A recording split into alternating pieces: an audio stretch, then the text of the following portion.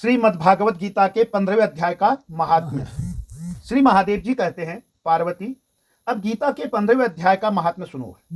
गौड़ देश में कृपाण नरसिंह नामक एक राजा थे, जिनकी तलवार की धार से युद्ध में देवता भी परास्त हो जाते थे। उनका बुद्धिमान सेनापति शस्त्र और शास्त्र की कलाओं का भंडार था। उसका नाम था सरभ मेरुंड। उसकी भुजाओं में प्रचंड बल था। एक समय उस पापी ने राजकुमारों सहित महाराज का वध करके स्वयं ही राज्य करने का विचार किया। इस निश्चय के कुछ ही दिनों बाद वह हैजे का शिकार होकर मर गया।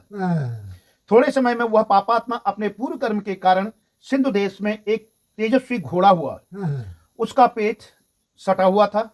घोड़े के लक्षणों का ठीक ठीक ज्ञान रखने वाले किसी वैश्य के पुत्र ने बहुत सा मूल्य देकर उस अश्व को खरीद लिया और बड़े यत्न के साथ उसे राजधानी तक वह ले आया। वैश्य कुमार वह अश्व राजा को देने को लाया था। यद्यपि राजा उस वैश्य कुमार से परिचित थे, तथापि द्वारपाल ने जाकर उसके आगमन की सूचना की। राजा ने पूछा, किस लिए आए हो?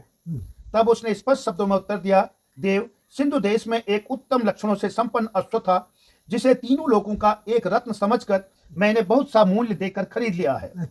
राजा ने आज्ञा दी, उस अश्व को यहाँ ले आओ। वास्तव में वह घोड़ा गुणों में उच्च सरवा के समान था। सुंदर रूप का तो मानो घर ही था। शुभ लक्षणों का समुद्र जान पड़ता था। वैश्य घोड़ा ले आया और राजा ने उसे देखा। अश्व का लक्षण जानने वाले आत्माओं ने इसकी बड़ी प्रशंसा की। सुनकर राजा अपार आनंद में निमग्न हो गए और उन्हें वैश्य को मुंह मांगा स्वर्ण देकर तुरंत ही उस अश्व को खरीद लिया। कुछ दिनों के बाद एक समय राजा शिकार खेलने के लिए उत्सुक हो उसी घोड़े पर चढ़कर वन में गए। वहां मृगों के पीछे इन्होंने अपना घोड़ा बढ़ाया। पीछे पीछे सब ओर से दौड़कर आते हुए समस्त सैनिकों का साथ छूट गया। वे हिरणों द्वारा आकृष्ट होकर बहुत दूर निकल गए। प्यास ने उन्हें व्याकुल कर दिया। तब वे घोड़े से उतरकर जल की खोज करने लगे। घोड़े को तो उन्होंने वृक्ष की डाली में बांध दिया और स्वयं एक चट्टान पर चढ़ने लगे।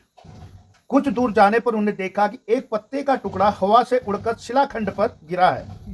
उसमें गीता के 15वें अध्याय का आधा श्लोक लिखा हुआ था। राजा ने उसे बांचने लगे। राजा उसे देखने लग गए। उनके मुख से गीता के अक्षर सुनकर घोड़ा तुरंत गिर पड़ा और अश्व शरीर छोड़कर तुरंत ही दिव्य विमान पर बैठकर वह स्वर्गलोक चला गया। तत्पश्चात राजा ने पहाड़ पर चढ़कर एक उत्तम आश्रम देखा, जहां नाग, केसर, केले, आम और नारियल के वृक्ष लहरा रहे थे। आश्रम के भीतर एक ब्राह्मण बैठे हुए थे, जो संसार की वासनाओं से मुक्त थे। राजा ने उन्हें प्रणाम करके बड़ी भक्ति के साथ पूछा, ब्राह्मण, मेरा अश्व जो अभी अभी स्वर्ग को चला गया, उसमें क्या कारण है? राजा की बात सुनकर त्रिकालदर्शी, मंत्रवेत्ता एवं महापुरुषों में श्रेष्ठ विष्णु शर्मा नामक ब्राह्मण ने कहा, राजन, पूर्व काल में तुम्हारे यहाँ जो सरभ मेरुंड नामक सेनापति था, वह तुम्हें पुत्रों सहित मारकर स्वयं राज्य हड़प लेने को तैयार था। इसी बीच में हैजे का शिकार होकर वह मृत्यु को प्राप्त हो गया। उसके बाद वह उसी पाप से घोड़ा हुआ था।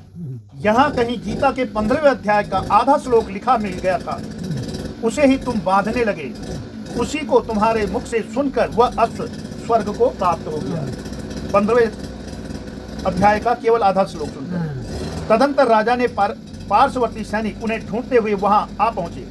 उन सबके साथ ब्राह्मण को प्रणाम करके राजा प्रसन्नतापूर्वक वहां से चले और गीता के 15वें अध्याय के श्लोकाक्षरों से अंकित उसी पत्र को बाँच कर प्रसन्न होने लगे।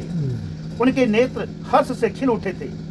घर आकर उन्होंने मंत्रवेत्ता मंत्रियों के साथ अपने पुत्र सिंहबल को राज्य सिंहासन पर अभिषिक्त किया और स्वयं 15वें अध्याय के जप से विशुद्ध चित्त होकर मोक्ष प्राप्त कर लिया। ये था हमारा 15वां अध्याय।